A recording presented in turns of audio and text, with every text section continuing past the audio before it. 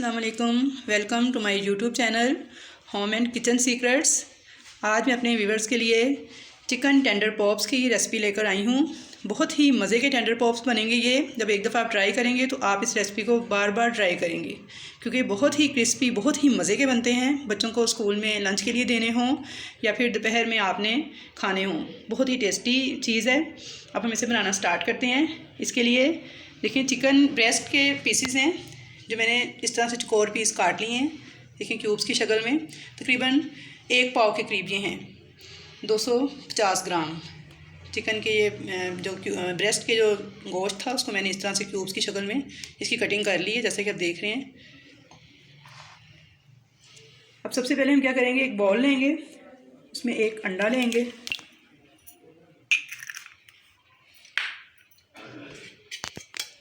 One table spoon से कुछ कम cooking oil लेंगे हम। 1 टेबल स्पून पूरा नहीं लेना, थोड़ा सा कम है। देखें, कुकिंग ऑयल है।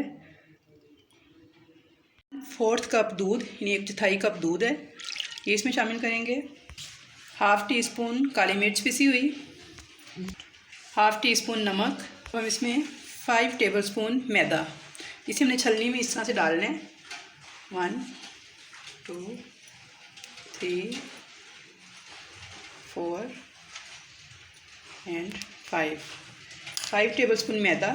और इसके अंदर 1 टीस्पून, 1/2 टीस्पून बेकिंग पाउडर जो है वो हमने इस मैदे के साथ शामिल कर देना है और इनको इकट्ठे से छान के इसमें मिक्स कर देना है। मैदे और बेकिंग पाउडर को जब हम इकट्ठे मिक्स करेंगे तो ये सेल्फ राइजिंग फ्लोर बन जाएगा, इसे राइज करेगा। अब हम इसे अच्छे से मिक्स कर लेंगे। इसे अच्छे से मिक्स कर लेना है। देखें, इसे क्रीमी सा मिक्सचर बन जाए। देखें, बिल्कुल ऐसे ये क्रीमी सा ये मिक्सचर बन जाएगा। अब इसे हम एक तरफ हटाएंगे। अब हम एक और बाउल लेंगे, इसमें हम चिकन के ये ब्रेस्ट पीसेस जो हैं ये डाल लेंगे। इसमें हम पेपरिका पाउडर, ये फ्लेवर के लिए होता है, ये देखें 1/4 teaspoon 1/4 teaspoon mustard powder, 1 teaspoon नमक, 1/2 टीस्पून काली मिर्च पिसी हुई। अब इसे चिकन के साथ हम अच्छे से इन सारी चीज़ों को मिक्स कर लेंगे।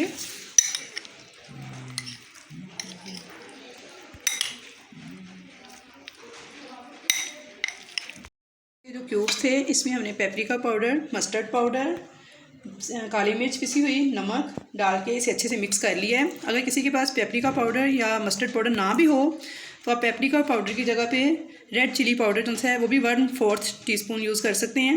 ये दोनों चीज़ें इसके फ्लेवर को इन्हेंस करने के लिए हैं। अच्छे से मिक्स करने के बाद अब इन पीसीस को हम, ये जो हमने क्रीमी सा मिक्सचर तैयार किया था, देखिए क्रीम की तरह ऐसे इतना थिक होना चाहिए ऐसे। अब से सारे पीसेस हम इसमें डाल के इसे मिक्स कर देंगे। इन्हें मिक्स करने के बाद अब हम इसे मैरिनेशन के लिए रख देंगे। कम से कम इसे 2 घंटे हमने मैरिनेट करना है। 2 घंटे मैरिनेट करने से बहुत अच्छा फ्लेवर आएगा इसका और बहुत मज़े के बनेंगे। अगर आपको बहुत जल्दी हो तो आप इसे 1 घंटा भी मैरिनेट कर सकते हैं, लेकिन 2 घंटे से रिजल्ट बहुत अच्छा आता है। हमारे टेंडर पॉप्स से मैरिनेट हो चुके हैं। अब 2 घंटे बाद हमने इन्हें फ्रिज से निकाल लिया है। अब हम आधा कप मैदा लेंगे, इसमें 1/2 टीस्पून बेकिंग पाउडर डाल के इसे फिर छान लेंगे। अब हम चिकन के जो पीसेस हमने मैरिनेट किए हैं इनमें से हम एक एक पीस को उठाएंगे और इस मैदे में अच्छी तरह से रोल करते जाएंगे। जब मैदा इसे अच्छे से लग जाए, दबा दबा के अपनी इस तरह से लगा लेना है।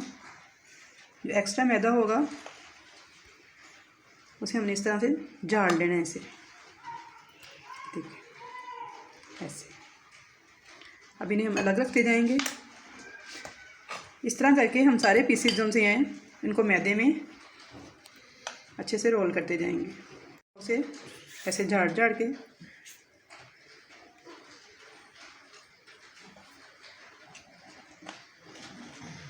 मैदा दबा दबा के अच्छे से लगाना है। उसके बाद जो एक्स्ट्रा मैदा हो उसे इस तरह से हल्का सा झाड़ना है।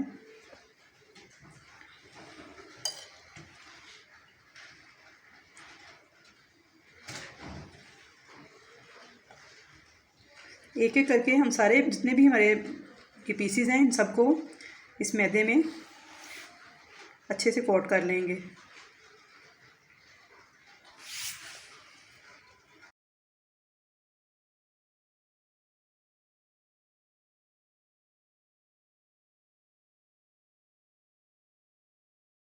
सारे टेंडर पॉप्स देखिए मैंने मैदे में अच्छे से, जो मैदा और बेकिंग पाउडर हमने मिक्स किया था उसमें अच्छे से रोल कर लिए हैं। अब हमने इचक ठंडा पानी लेना है। देखिए मैंने जैसे कि आपको आइस क्यूब्स नज़र आ रही हैं, मैंने ये डाल के पानी बहुत अच्छे से ठंडा कर लिया है। बहुत ज़्यादा ठंडा पानी है ये। अब ये सारे के सारे हमने इसमें डाल देने हैं।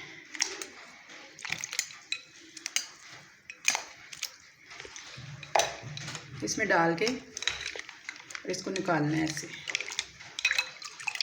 बस फ़ौरन से ही निकाल लेना है।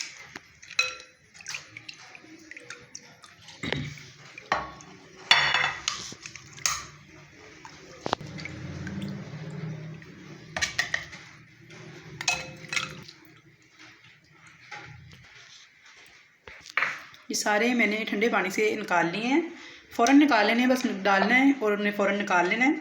अब फिर मैं 1 कप मैदा ले रही हूँ और 1 टीस्पून बेकिंग पाउडर, जैसे पहले हमने लिया था। ये देखिए 1 टीस्पून बेकिंग पाउडर, इन दोनों को इकट्ठे से हम छान लेंगे। ये हमारा फिर से सेल्फ राइजिंग फ्लोर तैयार हो जाएगा।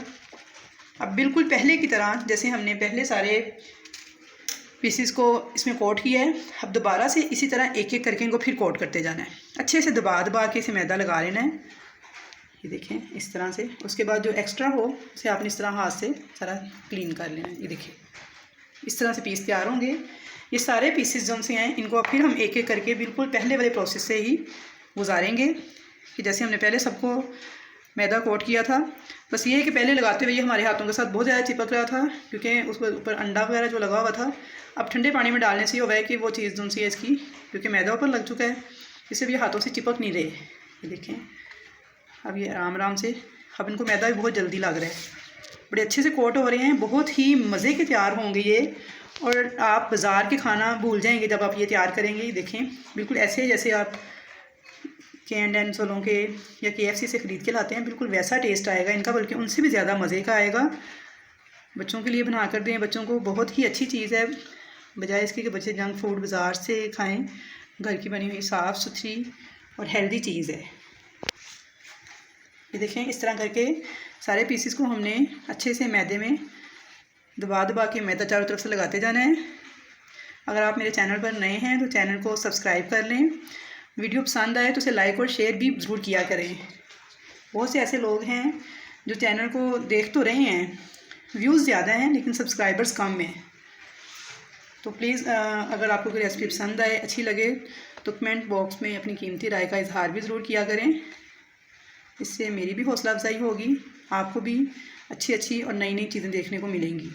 देखिए हमने अपने सारे जो पीसेस थे उनको अच्छे से मैदे में दूसरी बार भी कोट कर लिया है। अब हम इनको एक टोकरी ले लें या कोई भी मोटी चीज़ ऐसी जिसमें से सारा इनका एक्स्ट्रा आटा जिनसे है, देखिए ऐसे इन्हें हिला देना है ताकि जितना भी एक्स्ट्रा इसके तक मैदा लगा हुआ है ये सारा नीचे निकल जाए।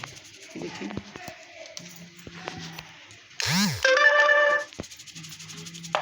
इस तरह से ज़रा इनको एक दफ़ा हिला लेंगे ताकि जो एक्स्ट्रा मैदा साथ लगा हुआ है वो सारा उतर जाए।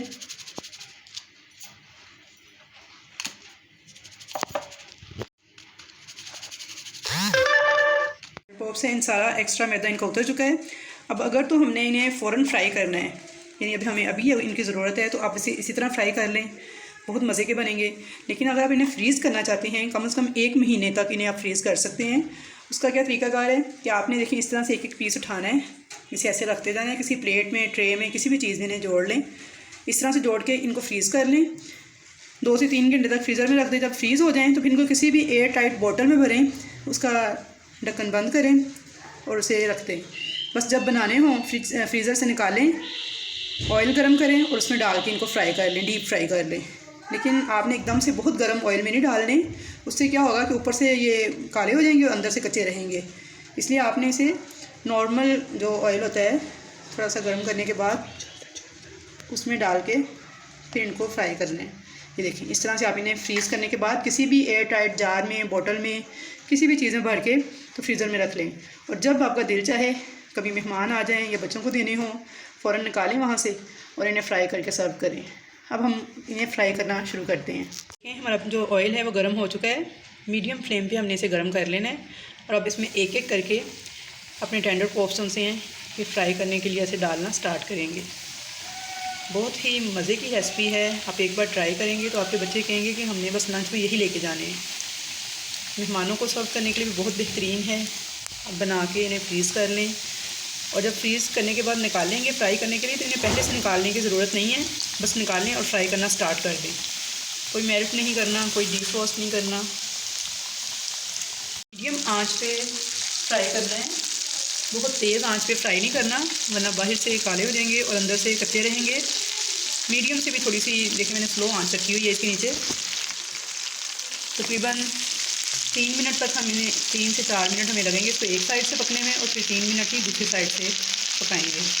देखें बहुत ही स्लो आंच पे मैं इनको बना रही हूँ, मीडियम टू लो फ्लेम है मेरा।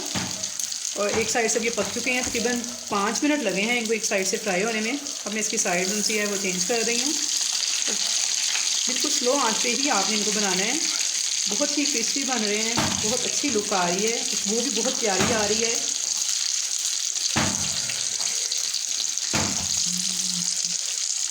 इनकी सबकी साइड चेंज कर दी है। अब तकरीबन 4 से 5 मिनट तक हम इसे दूसरी साइड से भी बिल्कुल स्लो फ्लेम पे पकने देंगे। और इस रेसिपी की एक अहम बात मैंने जो आप लोगों को बतानी थी वो ये एक इसमें हमने पेप्रिका पाउडर यूज़ किया था, एक मस्टर्ड पाउडर। ये दोनों चीज़ें अमूमन घरों में नहीं होती, बाकी चीज़ों तो आसानी से मिल जाती हैं, ये दोनों ज़रा इजीली अवेलेबल नहीं होती। तो अगर आप इसमें से मस्टर्ड पाउडर स्किप कर देंगे और पेप्रिका पाउडर की जगह पे थोड़ा सा रेड चिली पाउडर उनसे वो यूज़ कर लेंगे तो फिर भी ये रेसिपी तैयार हो जाएगी। बस टेस्ट को थोड़ा सा फ्लेवर का डिफरेंस होगा थोड़ा सा, अदरवाइज़ रेसिपी आपकी बन जाएगी। इसलिए आप अगर मस्टर्ड पाउडर को स्किप भी कर देंगे तो कोई बात नहीं। हमारे टेंडर पॉप्स जो हैं दूसरी साइड से भी पक चुके हैं, तकरीबन 3-4 मिनट लगे हैं इन्हें दूसरी साइड से भी पकने में। फ्लेम मैंने ऑफ़ कर दिया है। अब हम इसे निकाल लेंगे और डिश आउट करेंगे। बहुत ही क्रिस्पी, बहुत ही अच्छे, देखने में भी बहुत प्यारे और खाने में तो कोई जवाब ही नहीं इनका। अब ज़रूर ट्राई कीजिएगा।